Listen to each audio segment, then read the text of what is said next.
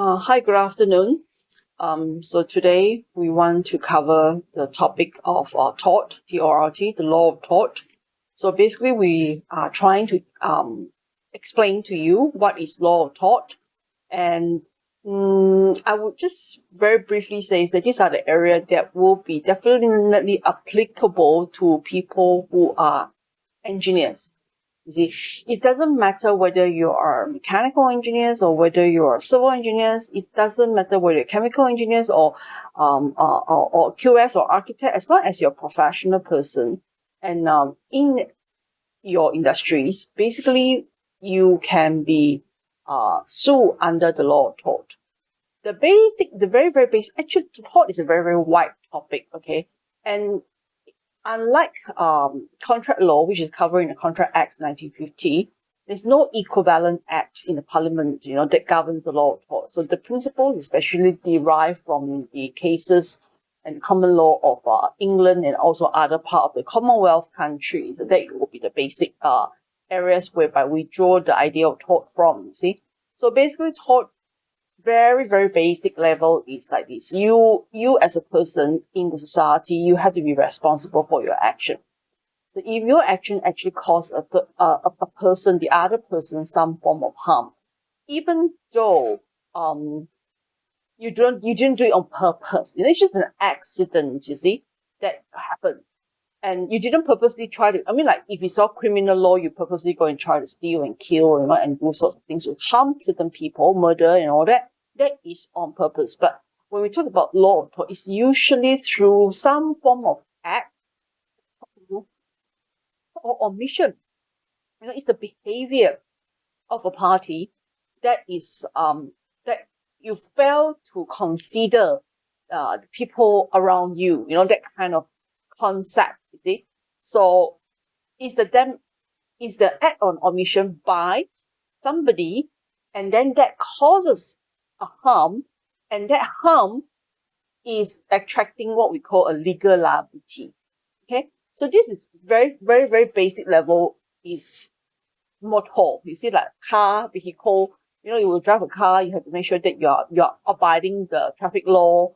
So you're driving, you have to be safe, you have to do certain things, you have to do certain things like signal lights, So we have to abide with all these sort of rules and regulations. But if you do something, you just like drive too fast, you run up to a pedestrian walkway and knock somebody down or knock some property off, basically you can be actually claimed, you can be actually, you are actually causing a fault, you see.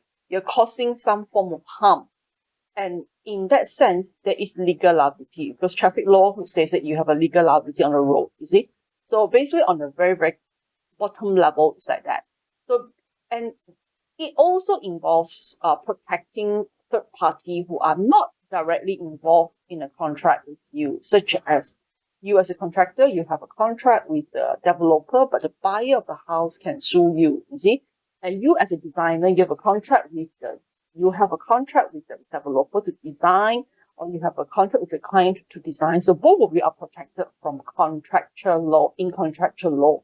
But the third party around, like people who are going to be using your facilities, using the design, if there's a collapse in your design, and then it harms third party, and that can also be covered. That is another region where tort law will put their hands on to. So the umbrella of tort is actually quite wide, from a direct, like, you are breaking some form of law, and that kind of action has caused another person who so happens to be there at that point in time to suffer some injuries or losses, and they can actually be they're actually protected under the law, tort law. And like I said, tort law is very remarkable wide range of subjects, so it can be very difficult to really pinpoint, like very specifically, whether you have that kind of relationship that you can sue that somebody based on the law of tort. But there are some principles to follow, yeah. Well, then what is the objective of the law of tort? The objective of a law of tort is actually basically to compensate compensate those who is suffering some injuries or some form of losses. And the other one is, of course, it makes you behave, because there's always a possibility that you can be claimed under the law of tort, you can be sued under the law of tort. Then you have to be very careful. Like, let's say that I'm an engineer, and whenever I want to sign some drawings, or whether I'm as a contractor, I want to sign some records and all that, and also I want to give some instructions, and I want to do something, okay, or I fail to do something, like, you didn't calculate some parts of your risk, or you didn't calculate some part of your designs. These are omissions, omissions to add. So you are going to be liable. At the end of the day, you have responsibilities to the person directly using the facilities, and also to the third party who are actually not using the facilities, but they are affected by your work, you see, and such as neighbors, for example. And this kind of reminds people, deter people, especially professionals, people who are in some industry, working in that working environment. You have to be very careful with your actions and also your inactions. You have to be careful to cover, make sure that you cover all areas, you see. So that is the principle that we are looking at, the background. So for construction actions against contractor, it started very, very early. As early as 1932, but some of the prominent cases came later on, like something like 1957, when, like one of the cases, this contractor is actually doing work on an adjacent site, you see, like next door, the site next door, so they're working on the site.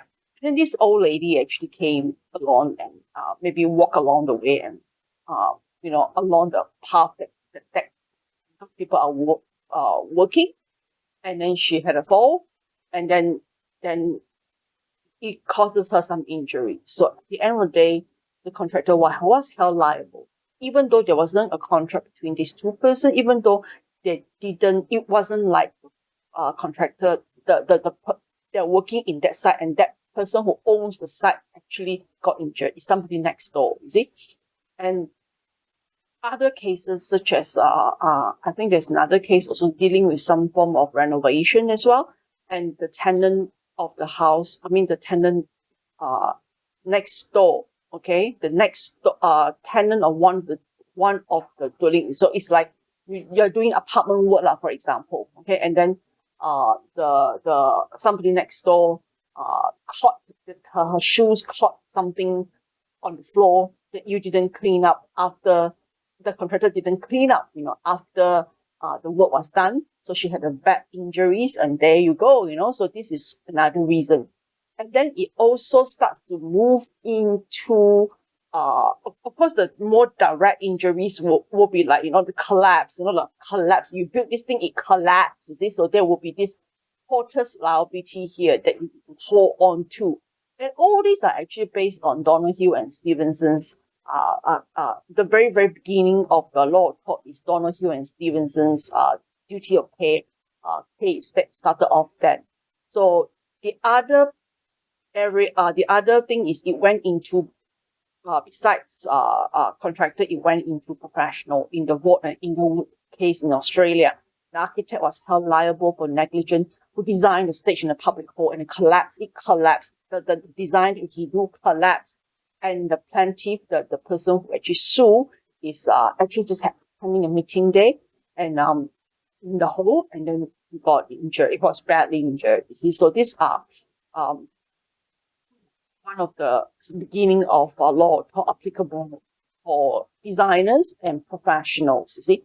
And then in another case of Dutton and Regis, it said that the architect and engineer design a house or bridge so negligently it falls down, he's liable to every one of those who is injured in that fall. So these are some of the background of tortious liability actions against professionals. So they incur tortious liability to the people, so you to the professionals who do the designs and also to construct as well. So yeah, so these are the background of law of tort for contractors and also professionals.